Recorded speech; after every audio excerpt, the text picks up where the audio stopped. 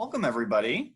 While we wait for the last couple of people to trickle on in, I just want to say welcome. My name is Seth Johnson. I work with Dallas Summer Musicals, and we are so happy to have you all here for our Wednesday masterclass. We have a very, very exciting episode today.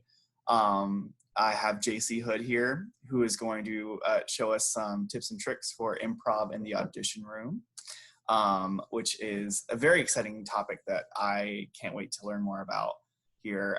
If you want to go ahead and unmute your videos, we'll go ahead and start in just a second. Today we'll have more of like an interaction element to it, so we'll be unmuting and muting your videos as needed. So just stay flexible with us, and we'll go ahead and get started. Jacie, take it away. All right. Well, hello, everyone. My name, as you mentioned, is Jacie Hood. I have been doing theater here in the DFW area for, I guess, 6 years now, just over 6 years. And I've also been working in comedy for a long time, doing things like improv, sketch comedy. I recently started doing some stand-up, and so I kind of have an interesting background in two different fields that have a lot of overlaps. And one of the things that I've come to find is that I've had a lot of benefits in the theater world from doing improv and doing comedy. And so what we're going to be doing today is kind of taking a look at how improv specifically benefits you in the audition room. And so what we're going to be doing today is taking a look. I've got my notes here, so I'm sorry if I keep glancing over. I've got 4 different things that we're going to kind of be, 4 different subject areas we're going to be touching on today. And during a couple of these, there's going to be time for us to kind of have some discussion, personal discussion about your experiences and how this can relate. And then we're also going to be actually doing some improv exercises, so you can get a chance to kind of try things out with me and see how it feels having some fun when it comes to skills that you can use in the audition room. So first thing we're going to be doing is talking a little bit about how improv allows you to get out of your head and play. I know a lot of people, when you get into the audition room, you feel like you have to be very rehearsed and you've got to be very professional and you've got to do things a very exact way. But if you keep thinking in that mindset of how everything has to be so perfect and you're so focused on booking that job and booking that gig and getting that show, it kind of can suck a lot of the fun out of doing theater. And I think we need to remember that the process is just as important as the product. We need to be having fun. And so I tend to approach auditions as a chance to play. And if you think about it, once you book a gig, you're subject to the creative whims of an entire production team. You know, you've got the director telling you what your blocking has to be. You've got other actors that you're having to work off of. Whereas in the audition room, it's just you. You get a chance to be your own director. You get a chance to be your own co-star. You know, it's just you, and it's your chance to fully play and express yourself. And so I want to make sure that everybody's thinking about finding that joy in performing. And then the second thing I want to say about getting out of your head and playing is not being afraid to be spontaneous. Like I mentioned earlier, a lot of us, you know, we rehearse and rehearse and we rehearse before we get into the room. But sometimes that rehearsing so much doesn't allow us to live in the moment and feel the energy of the space that we're in, and make spontaneous choices sometimes that might be better for the situation than what we prepared. And so improv can really help you with trusting your instincts, being spontaneous, and jumping in there and making choices as you live in the moment in the audition space. And then continue on that, you need to give yourself permission to make these big choices when you get in the room. And so what I want to do now is play a game or two to kind of loosen up a little bit and see what it feels like to truly be spontaneous and not think and live in the moment. So if I could get people to turn on their videos so we can see everyone, and go ahead and put yourself in gallery view so that you can see everyone who's going to be participating. Seth, are you going to be joining us and playing as well? Heck yeah. Yeah. All right. And then is Devin our one non-video participant? Oh, no, there's another person. Yay. Awesome. So what I'm going to do here is in the chat, does everybody have a name or something on there that you like to be called by? I see one person says SN. What I'm going to do is put an order in the chat of the order we're going to go in for this game.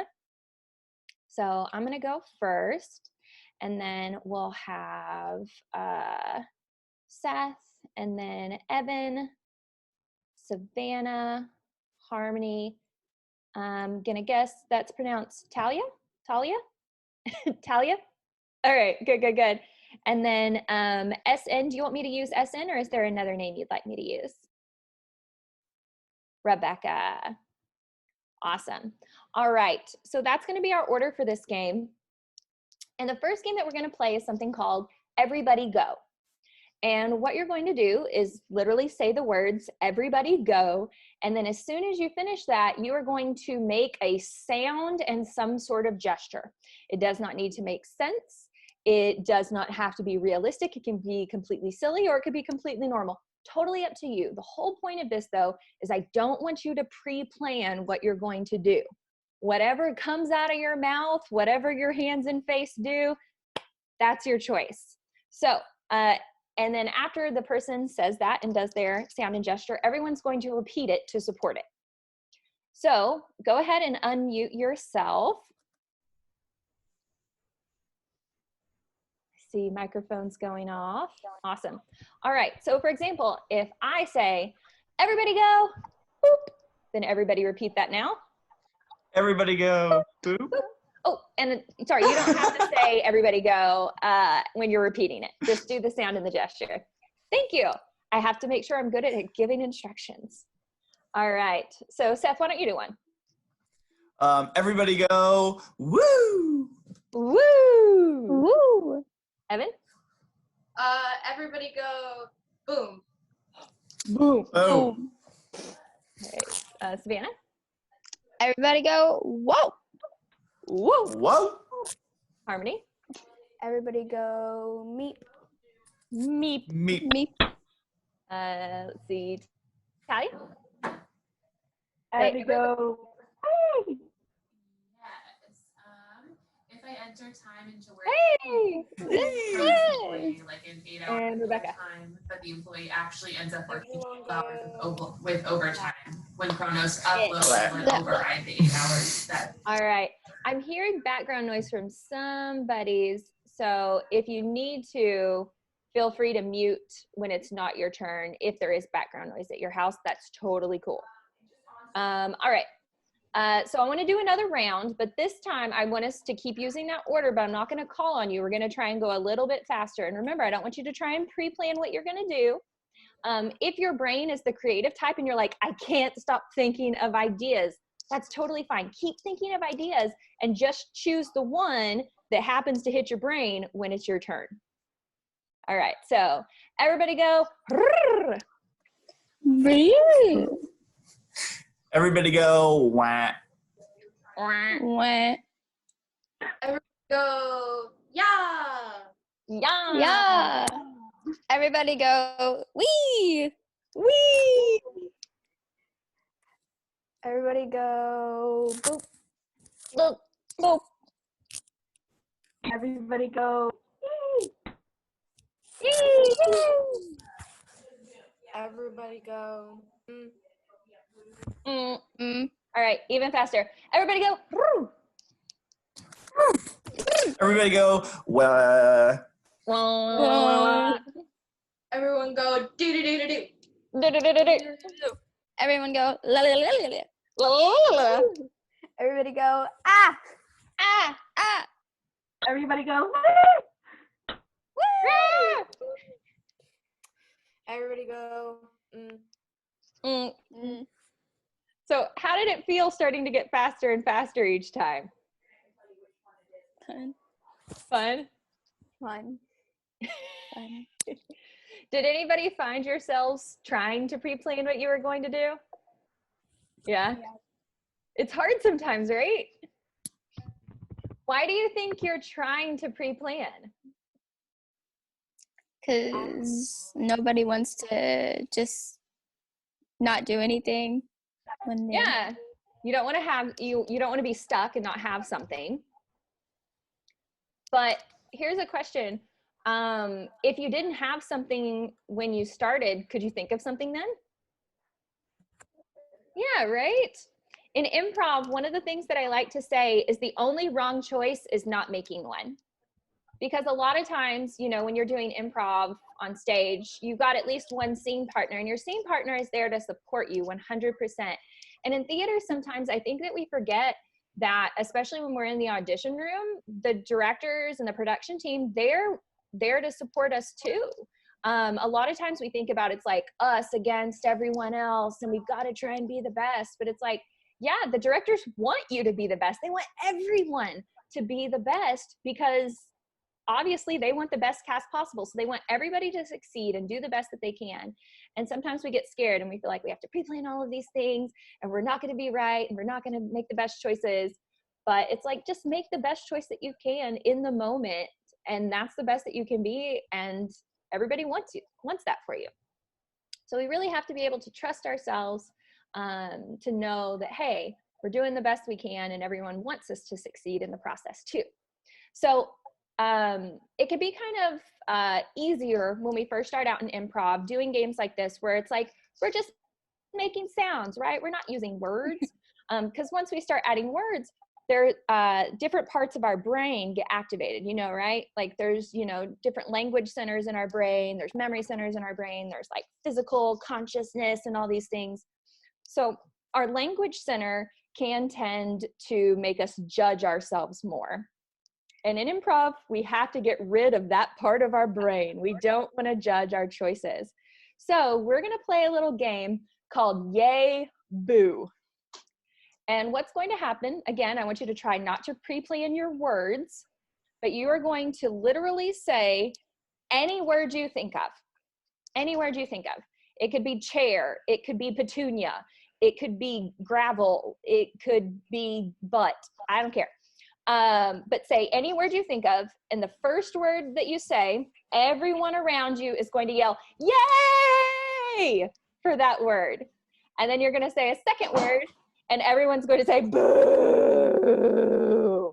And it does not matter what the word is, okay? It could be completely ridiculous. Heck, you could even just make up a word. I don't care. I just want you to say a word. All right? And everybody's going to support the first one, yay! And then the second one, everybody, boo. All right, are you ready? We're going to use the same order. Pancakes. Yay! Yay! Glasses. Boo! All right, Seth. Walmart. Yay! Falcon. Boo. Pizza. Yay! Marvelous. Boo! Jellyfish. Yay! Books. Boo! Hi. 1 second. All right, let's see. It's Harmony next. Sorry, my mom needed me. Oh, that's okay. Pineapple. Yay! Yay! Popeyes. Boo! Candle. Yay! The battery. Boo! Rebecca. Okay, so now you should see, if you click onto the stop video little arrow, now you should see an option for choosing a vertical background. All right, Rebecca, we can't hear you. Blueberries. Yay! Yay! CDs. Boo! All right, we're gonna do it one more time and even faster. Beautiful. Yay! Fringe. Boo. Snowman. Yay! Yay. Peanut butter. Boo. Painting. Yay. Quarantine. Boo. Colors. Yay. White. Boo. Sprite. Yay. Flowers. Boo. A curtain. Yay. A succulent. Ooh. Cactuses Yay. and thorns. Boo. Very good, very good. Did this one feel any different than the last game that we played? Yeah. Yeah? Was it harder, easier? What do you think? It was easier. It was easier. Easier? Why do you think this one was easier? You can look around and see different things and just say random words. I totally do that in improv. If I need a suggestion for something, I just look around the room and say something I see. It's so much easier than just trying to like rack your brain for a word. I'm like, I can just see it and say it. Did after you said a word, did you ever feel like, oh man, that was a dumb word. Why did I pick that? Yeah. Like I'm like, why? I don't know. Here's a question. Did you ever hear somebody else's word and think, well, that's a dumb word?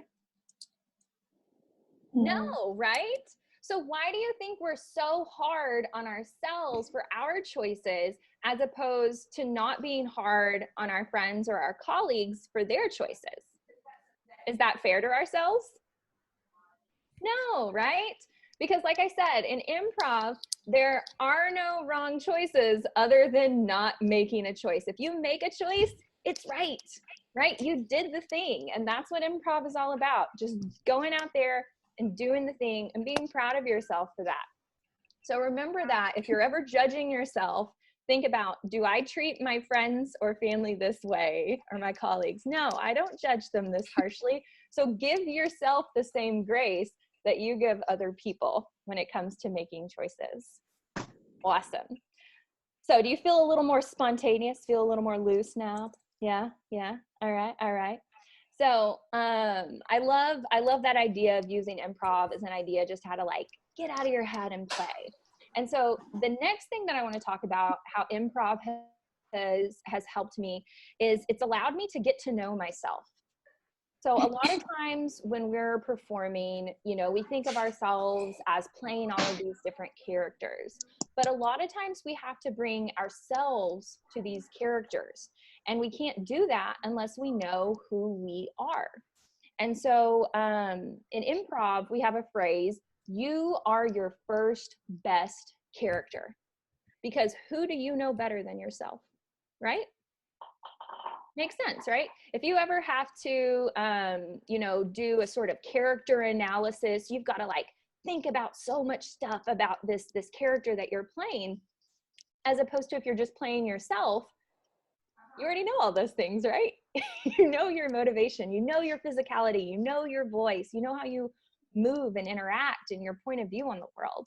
And so if you can already take these things that you know about yourself and apply them to a character, it makes it so much easier to be natural and be comfortable on stage in the character that you're playing.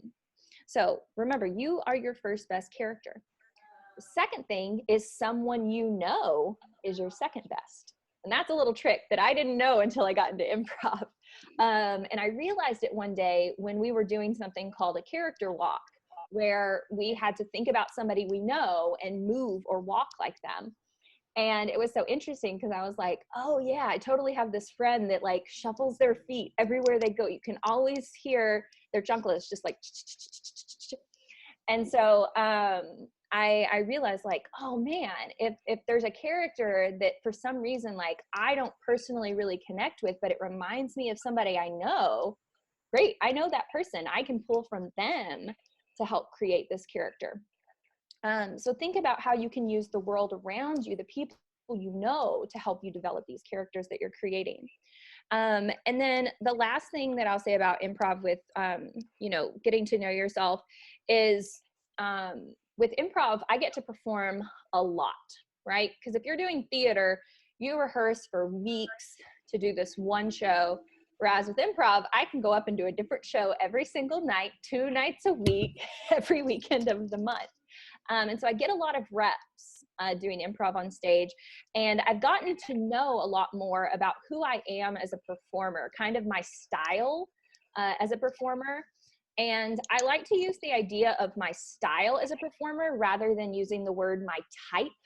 Have y'all ever heard people like talk about, oh, what's your type as a performer? You know, are you the ingenue? Are you the heroic lead? You know, are you the character actress best friend? But I feel like those are really stifling. I think it's a really old-fashioned way of thinking about theater as opposed to like, what's your style? I like to think about traits that I have. I know that I'm a very physical performer. I love transforming my body and how I move. I love playing with my voice and exploring the full range of what I can do. I love playing strong characters that have big opinions, that may or may not be aggressive, that like to take charge of situations. And so that doesn't necessarily, those things don't necessarily fit into a type, an archetype that we talk a lot about in theater. So that's why I like to think about, I have different styles as a performer. And I think improv has really helped me hone in and kind of broaden my horizons as to the different characters that I could play in theater and really excel in playing them. And so I want us to take a little moment and do a little exercise that comes from improv called Vapapo. It's a funny word. I'm going to type it over here in the chat so you can see it. V-A-P-A-P-O, Vapapo. So Vapapo is an acronym that was created by an improviser named Jill Bernard, who runs the huge theater in Minneapolis. It's one of, if not the largest nonprofit improv comedy theater in the US. And she wrote a book, and it's probably sitting by my desk, but I don't want to reach over and get it. It's only about this big. And it's called The Small Cute Book of Improv. And it really does look like a children's book. It's really tiny. And Vapapo stands for a couple of different things. The V, I'm going to put this all in the chat so you can see it, is voice. The first A is attitude. This first P is posture. And then the second A is animal. And then the second P is prop. And the final O is obsession. So Vapapo. And in improv, how long do you have to create a character when you jump on stage? That long, right? And so Vapapo has been a really cool tool for me to be able to develop characters quickly. Now, when do you think is a time in theater when you might have to develop a character really quickly? What's something that you think? Anybody have an example? Yeah, Like, what do you think, Rebecca? Like when something goes wrong on stage. Maybe if something goes wrong on stage. Yeah, if someone like falls. Or... You might have to adapt your character to kind of fit into that. Have y'all ever had to do a cold read before? Have you heard of those? Yeah. You might be at an audition and you've prepared for one role, and then suddenly the director's like, you know what, actually, I'd like to hear you read for this. And it's a different role that you're unfamiliar with or you haven't prepared for, and you're like, oh no, what am I gonna do? And so this has been a really great tool for me being able to really develop characters quickly and come up with sort of a really fully fleshed out character that I can come up really fast with and jump into the room and feel very confident. So the first 3 letters, VAP, V-A-P, voice, attitude, and posture. These are the 3 main components that you can jump onto really quickly. So how does your character sound? How do they use their voice? The attitude, I kind of think about that as their point of view on the world. What do they think about things? Are they somebody who's very judgmental? Are they a very negative person? Are they very sunny side up? They're very positive. Are they very inquisitive and curious about things all the time? What is sort of their attitude, their point of view on the world? And then lastly, their posture, their physicality. How do they move? You know, if they are a very negative kind of person, do they have that sort of, you know, sunken look to them? If they are a very confident person, you know, they've probably got the big broad chest, they've got their shoulders back, they've got their chin up. And so connecting the voice, the body, and then also that mindset, their point of view, those three things can help you build a big character really fast. And then for me, sometimes these last three, animal, prop, and obsession, can kind of help you put it over the edge. So thinking about if your character was an animal, how would that affect them? If they're a very sneaky person, maybe they kind of remind you of a snake. And so maybe that would help influence maybe their moves being very smooth and being very charming, right? You know, maybe they have a prop, you know, maybe for some reason, if you're doing the Glass Menagerie and you're Laura Wingfield, I think that's her last name. And you know, and she has some sort of difficulty with movement. You know, maybe you decide like, hey, maybe she has braces on her legs that she has to wear, and that sort of keeping in mind that prop helps you with that physicality. And lastly, when it comes to obsession, this is my favorite one. This is what I use almost all the time, is thinking about like, what does this character want? Have you ever heard somebody ask that question? What does this character want? And that's kind of where obsession comes from. Like, a lot of people really have some sort of driving force in a scene. And so coming up with what is that obsession, and then funneling all of their perspective through that idea. What are they obsessed with? And keeping that in mind throughout the scene can be really beneficial. And so I want to try really fast to see if you can come up with a character right now. So here's what I want you to do. I want you to think of somebody, a character that might be on a subway.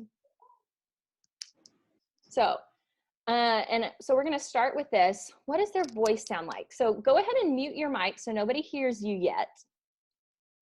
But I want you to come up with your character's name, and I want you to try and say their name a couple of different ways in some different voices.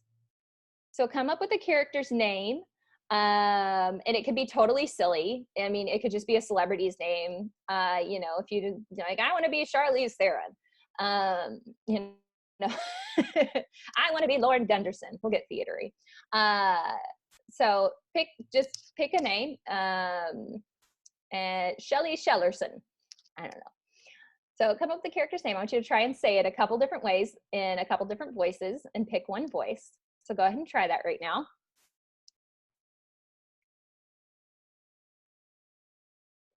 Maybe they have an accent. Maybe your character's voice is high. Maybe it's low. Maybe it's got some rasp in it. I don't know. Wherever you want to go with that voice. And then I want you to start thinking about their posture. How might their posture be? You know, do they like to sit up straight? Do they kind of sink over? Do they have one shoulder that's always up higher than the other? You know, is their chin up? Do they sit with their legs crossed in a chair? You know, if they're sitting on that subway, how would they be sitting there? So go ahead and start sitting like you think your character would on that subway. You know, are they relaxed? Are they man-spreading? What are they doing? All right, so go ahead and start sitting like that character on the subway. And then the last thing I want you to do is I want you to begin to think about, what is that character's attitude? How do they feel about the other people on that subway specifically? Do they wish that they had the car to themselves? Are they just listening to an audiobook and they don't care about anybody else on there? Do they want to strike up a conversation with everybody there? All right, so start thinking about that attitude that they have? What's their view on the world? And as you're finishing that, what we're going to do is we're going to go around in that same order that we just did, and I want you to introduce your character. So I want you to say your character's name and then say, I wish, and something that they wish about that subway right now. So for example, my name is Joanne Zipski, and I wish that you could smoke on the subway like we used to be able to in the good old days. All right, so that was my character. Seth, go ahead and introduce your character's name and what they wish. Hi, I am Francis. I wish this subway was quieter so I could finish reading my paper in peace, but I guess that's not something I get to have right now. I'm so sorry. It's fine. It's fine. All right, Evan, introduce your character. My name is James Riley, and I wish that my stupid sister didn't move to this stupid city so I didn't have to ride the stupid subway. Oh, I'm so sorry. That's so selfish of her to move there. So selfish. Thank you for sharing your pain. All right, Hi guys. Savannah. My name is Katie, and do you think it's hot in here? I really wish it could cool down a bit, don't you? I don't really like all these people being in here, do you? I don't know. Yeah, it's really hot and really crowded, and I'm so sorry. Oh my gosh. I don't know. I don't know. All right, and then let's see, Harmony, introduce your character. Hi, my name is Amanda Johnson, and I wish I was home already. Oh, Amanda, I'm so sorry. You'll get there so soon, I promise. I promise you will. You'll make it. All right, Talia. Hi, I'm Valerie, and I wish the subway would go a little bit faster just so I wouldn't be late to work. Oh, well, of course, you're going to get there very soon. You won't be late. I promise they'll get you there. All right. And Rebecca.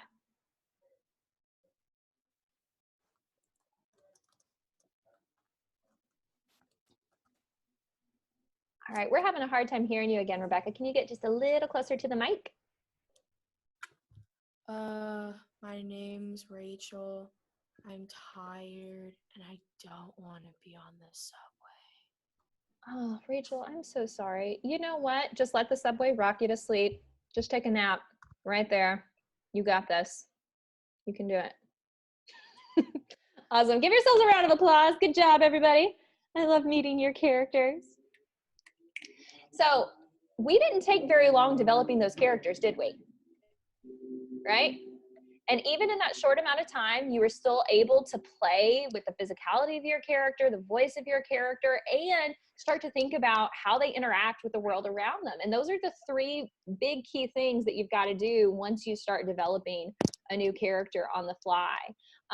So I hope that the Papo can be as good a tool for you as it has been for me, trying to, on the fly, have to improvise and come up with a character really quickly if you ever have to do that in an audition space. So the last things I want to touch on before we wrap up today for the Q&A is I want to talk a little bit about how improv can help you build confidence and commitment. So do any of you ever get nervous when you audition? I do. There are still times I will be holding the paper in my hand and my hand is shaking and I'm like, they can see my hand shaking. They can see this. They know I'm nervous. And it's true, and that's okay. But even if we are nervous, that doesn't mean that we can't still be confident at the same time. Those two things don't have to be mutually exclusive. You can be nervous and still be confident. And one of the things I love about this confidence is it can really help you focus. So a lot of times we get really nervous and we start thinking about the words we have to say instead of thinking about the meaning behind them. Or if we're reading with another partner, sometimes we forget to listen to the other person. And so in improv, we talk a lot about listening and focus. We want to listen to our partner so intently that we could repeat back everything that they just said to us. we want to be able to focus all of our energy on the other person, because that's going to help us live in the moment and really truly connect to our characters and connect to the scene and be there, be real. And so that same sort of idea that we use at improv, we can use that in auditions too. I teach a class for adults about improv for auditions right now, and there's a director who's taking the class because she said she wants to learn what it's like for actors when they audition. And I thought that was really cool. And we were talking about how sometimes when we go into auditions, we focus a lot on the words and we want to try and get the words right and everything. And I asked her, I said, hey, as a director, would you rather have an actor get all of the words right that are on the page, or would you rather have an actor who doesn't look at the page as much, sort of paraphrases the words, but they focus on their scene partner and give an amazing performance? And she's like, oh yeah, that one. I want to see the person give an amazing performance. And so we really want to make sure that we're focusing on our scene partners, or if we're monologuing, focusing on our character in the moment, or the sort of fake character that we're focusing on in the monologue talking to, and really focus on that other person and commit to them, as opposed to thinking about saying everything perfectly when we get in there. We also talked a little bit about this earlier. We want to make sure that we're not judging our choices in the moment. If we mess up, we keep going. It's totally fine. Who knows? That mess up may have been a great choice the director loves. I don't know. Use it. And like I said earlier, the only wrong choice you can make is to not make one at all. And the last thing that I want to kind of bring up about this is when we go into audition, a lot of times, again, we're thinking about it as, I'm going here to try and get this job. I want to book this role. I want to be in the show. As opposed to thinking about, I'm never going to get another chance in my life that's exactly like this one. I'm never going to be in this room with the exact same people, reading the exact same script, with the it's this unique moment in my life. And I think sometimes we need to make sure that we remember that, like, this is fun, live in the moment, enjoy this time right here, and quit thinking about the future so much. Have fun doing this right now, instead of worrying about what's going to happen and come out of it. In improv, we use the phrase, don't think twice, because if you think twice, you're waiting too long. So we really want to think about what's happening right now, the choices we're making in the moment, and living in that. Are all of y'all is there anybody not in the Dallas-Fort Worth area? No, everybody's here.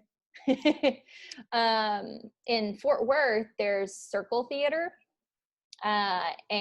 And it was funny, when I first started auditioning there, I got a nickname from some of the people there. They called me Strong But Wrong, because they remembered me, because every time I came into my auditions, I made really strong choices. They weren't always right for that character or for that show, for the vision, that the director had or the theater had for that production, but they always remembered me, and they kept calling me back to audition for other shows because they knew that I was willing to take chances. They knew I was willing to make big choices, and they were like, eventually she's going to be right for something. And that's the kind of person we want to work with, because they make big choices, they commit to the characters, and they're so focused on what they're doing and living in the moment, that's the kind of actor we want to work with. And so I thought that nickname was very funny, but I think it's also a good point, that, live in that moment,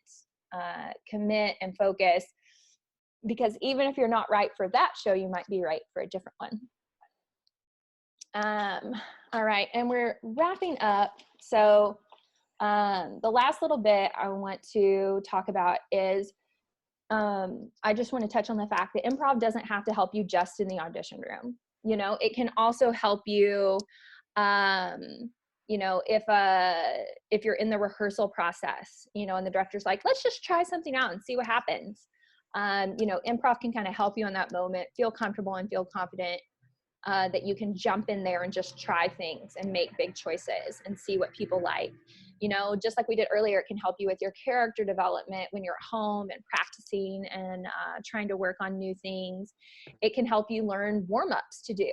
You know, if you're ever somebody that wants to like warm up with your cast before a show, or just learning solo warm-ups that you can do on your own before auditions or performances. It's also helped me with my writing. I also write sketch comedy, like SNL kind of stuff, shows, and then I have also written a couple of plays. And my improv has also helped me write dialogue a lot faster because I'm not judging my choices. I'm just putting down the first thing I think of and getting a lot of text out. And I can write a lot faster now than I used to. And then it also helps me in my performance. You know, it makes me really live in the moment when I'm on stage. It makes me listen and connect to my scene partners a lot more. It makes me feel really comfortable that if any, like you mentioned earlier, if anything goes wrong, I'm ready, let's go, I'll fix it. So I feel a lot more confident and comfortable everywhere from the audition room all the way to final performance. And before we do Q&A, there's two different stories I want to tell. So have you ever been in an audition room and you messed up or you forgot your words? Has that ever happened to somebody? Yeah, it's happened to me too. And twice at professional theaters, I have gone in to sing a song at one of them at Theater 3 when I auditioned for A Little Night Music, which Seth was also in. That's where I met him. When I auditioned for that, I went in to sing my song and I forgot my words. The first time I auditioned for Shakespeare Dallas, I was doing a monologue and I forgot my words. I stopped. I started over, and with A Little Night Music, I booked the role without even getting a callback, even though I forgot my words, and started over, made a little joke, did it again. With Shakespeare Dallas, I actually stopped and I said, I'm so sorry, I don't remember the rest of the monologue, thank you for your time. And the director said to me, well, do you have it with you? And I said, yes. And he goes, well, go get it. He let me go out of the room at a professional audition, go get my paper, come back, finish the monologue, and I still got a call back for one of the two female leads. So yeah, so I'm telling you, even in professional theater, people are on your side and want you to win. They want you to do well. So even if you have to improvise and be like, hey, I need to start over, or if you just need to make up a few words before you get back on track, do it. Because as long as you give the best performance possible, you can still get the job. You can still book the role. And then the last thing I want to say about improv is sometimes in the audition room, the director may ask you for an adjustment. So you're in there and you sing your song, you do your monologue, and the director says, that was really good, but actually, could you do it a little bit different? So I was auditioning for Uptown Players, and I sang the song Right Hand Man from Something Rotten. And they said, oh, that's great. Can you do it again, but like an old interfering Jewish woman? Which is totally not the context of the song, obviously, because B is like a middle ages, you know, housewife that is not an old Jewish woman. So I had to immediately be like, okay, I've got to completely do this song as a completely different character. And I did it, and I got a callback. You know, improv really helped me there, being able to be like, okay, think on the fly. What is her body going to be like? What is her voice going to sound like? You know, they specifically said she's an interfering woman. And so I had to think about how does that affect the lyrics of the song? And so being able to improvise in all of those moments really benefited me to be able to jump in, still do my best work, and get callbacks or book a role. So those are my little inspiration stories for you about how improv can help you in the space. So I know Seth said to try and wrap up about 10:45, so we'd have time for a Q&A. Yeah, so if anyone has any questions, you can either raise your hand or unmute yourself, and we can go ahead and use this time to ask Jacie any questions you might have. Yes, Evan. Oh, sorry. No, it's okay. I just was not emotionally prepared to be called on. Just a second. So I had a really bad experience this year with my director playing favorites to the point of which she was actively bullying me. So all that aside, how do you deal with like negative people in theater, especially those who are in positions of power? Yeah. Well, the first thing I have to say is you don't have to work with them forever. So that's kind of the first thing I keep in mind when I'm in a negative theater situation, is I try and remember, you know, a lot of times for me, because obviously I'm not in school right now, you know, if I'm working with a director, I know it's only going to be for 2 months. And so I'm like, okay, this isn't necessarily the greatest experience, but I remember it's not forever. And so I know right now, you know, if it's a teacher, that's tough, because, you know, you are having to be with them through school. But if it's something out of school, like, just remember it's only for a short amount of time. The other thing that can be good, again, I'm not as sure in a school situation if you can go to administrators, but you know, you can always talk with castmates and see, is my perspective on the situation the same as other people's? Are other people experiencing the same problems I have? So find other people that you trust, and talk to them and kind of see what are they seeing as well.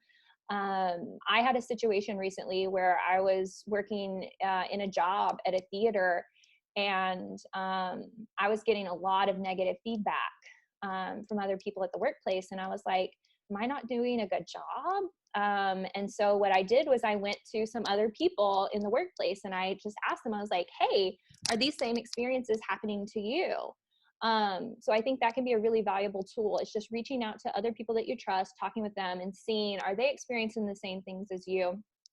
And that can kind of help you get a perspective on what's going on. And of course, also being able to, if there are other administrators that you can go to talk to them and say, here's what I'm experiencing. And also if other people are experiencing it, you know, there's kind of strength in numbers in that too, if other people are having the same negative situation. Yeah. Okay. Thank you. You're welcome.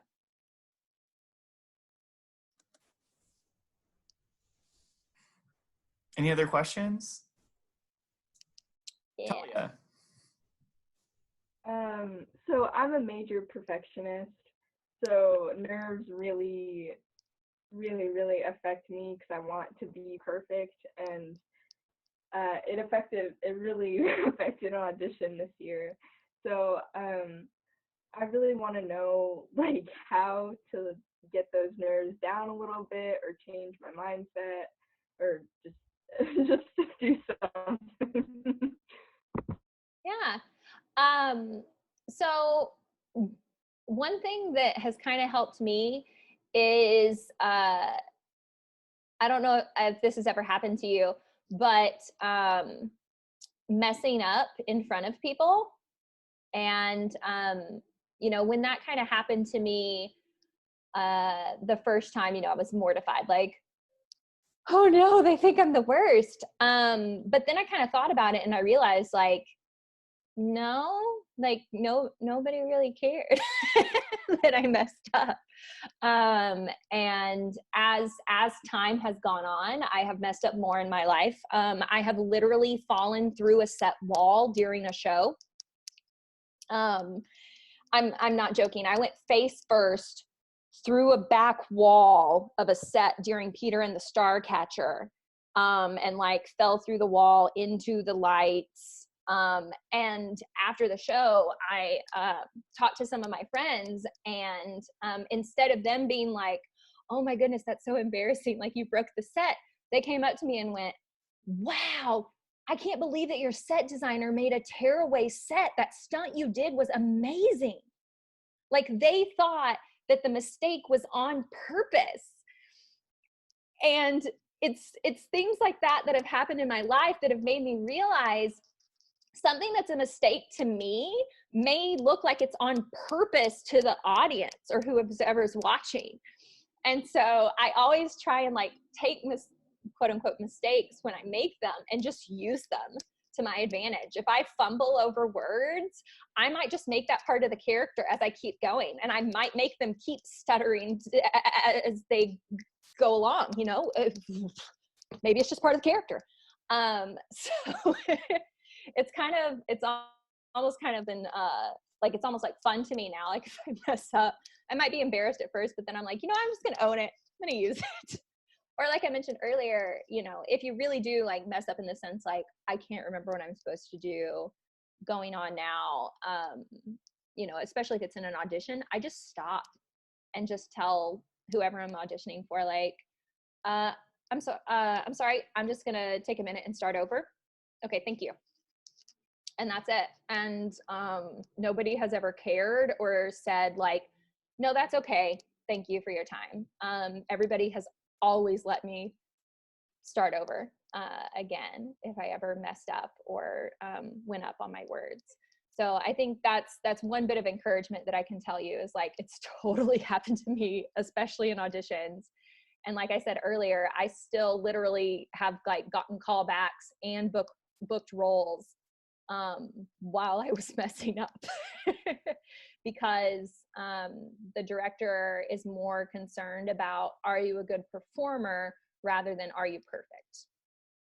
Because perfection is more for the stage and less for the audition room. Make sense? Yeah.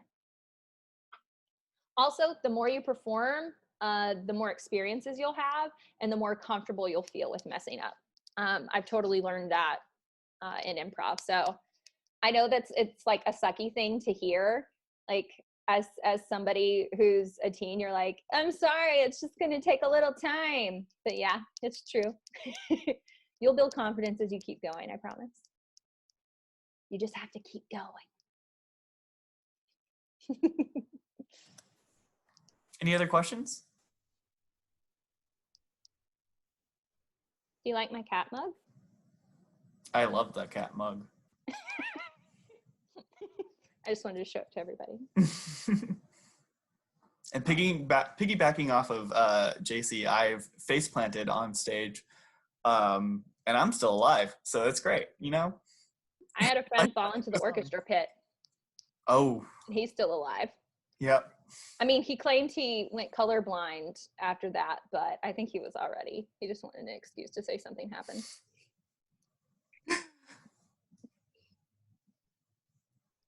If I can, I have a similar story. In 6th grade, we were doing Wizard of Oz, and Dorothy goes to slap the Cowardly Lion, and he tripped and fell and knocked over half of our trees.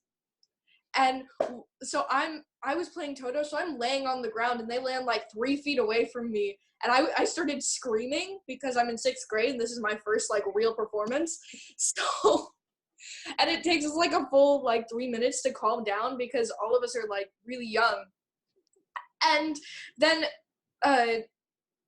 the oldest person who was like in the main characters was an 8th grader, and she was the Scarecrow. And she came up and said, clearly you being here is not good for the forest, so let's go to Oz.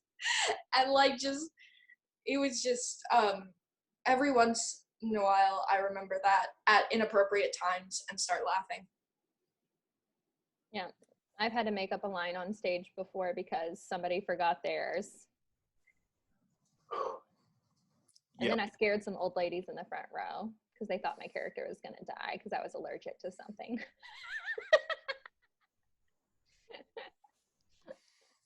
Any other last minute questions? Oh, yeah. Oh, sorry. I thought I saw a hand. Just kidding. All right. Well, thank you all so much for being here. Oh, you do have a question. Go for it. It's kind of like a story, but is that okay? It's kind of okay. So basically in 8th grade, I was in a production of Frozen, and I didn't know when I was supposed to change because my director never told me. And so we were in the scene of like, you know, the song First Time in Forever? Like the, yeah.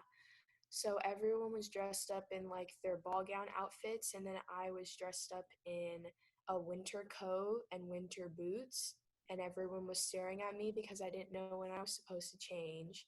So yeah. And then my director came up to me after the show and she was just like, no, it was hilarious. I saw a bunch of people laughing and I was just like, okay. Yeah. Maybe your character was cold at the ball. Yeah. People don't have the scripts in front of them when they're watching a show. So you can get away with a lot. Well, thank you all so much. Thank you, Jacie, for being our wonderful instructor. Remember that Dallas Summer Musicals is here for you during these weird times. If you have any questions or if you have any requests for content, send us an email. We are happy to help you. And hopefully see you all next week for our last Wednesday masterclass for a little bit. So tune on in. Thank you all. Bye-bye. Bye. Thank y'all.